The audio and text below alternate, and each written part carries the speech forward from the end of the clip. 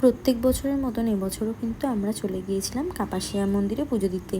আমরা এমনিও কাপাসিয়া মন্দিরে মাঝে মধ্যেই যাই, কিন্তু এই দিনটা স্পেশালি মানে ওখানে প্রচুর ভিড় হয়, মানে এত ভিড় হয়, 4-5 হাজার লোক অটোমেটিক যায় মায়ের টানে, মানে ভাবার বাইরে। ওখানে কেউ যদি না গিয়ে থাকেন, আমি বলবো অবশ্যই একবার অন্তত গিয়ে দর্শন করে আসবেন।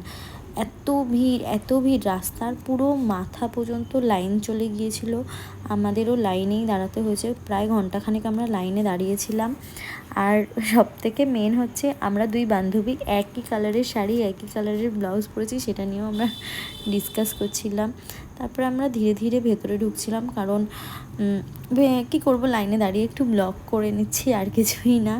তারপরে মন্দিরের কিন্তু ভেতরটাতে একদমই কালকে কোনো রকমভাবে ভিডিও ছবি কিচ্ছু তুলতে দিচ্ছিল না, কারণ যেহেতু এত ভিড়, আমাদের পেছনে প্রায় 200-300 লোক দাঁড়ানো রয়েছে। এটা তো এখন তো আর ওইভাবে দাঁড়িয়ে প্রত্যেকে যদি ছবি তুলতে যায় অনেকটাই সময় চলে যাবে, যার কারণে আমাদেরকে সরিয়ে দিচ্ছিল। আর এইখানটা এত ধূপকাঠি মোমবাতি হয়ে যাচ্ছিল যে আগুনও ধরে যাচ্ছিল, তাই তোমাদের একটু দেখিয়ে দিলাম।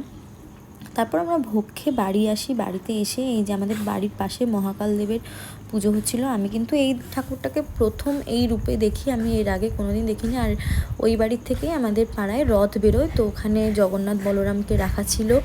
আর আমি একটু বাচ্চাদের সাথে সময় কাটিয়ে খাবার খেয়ে বাড়ি চলে আসি। Good night.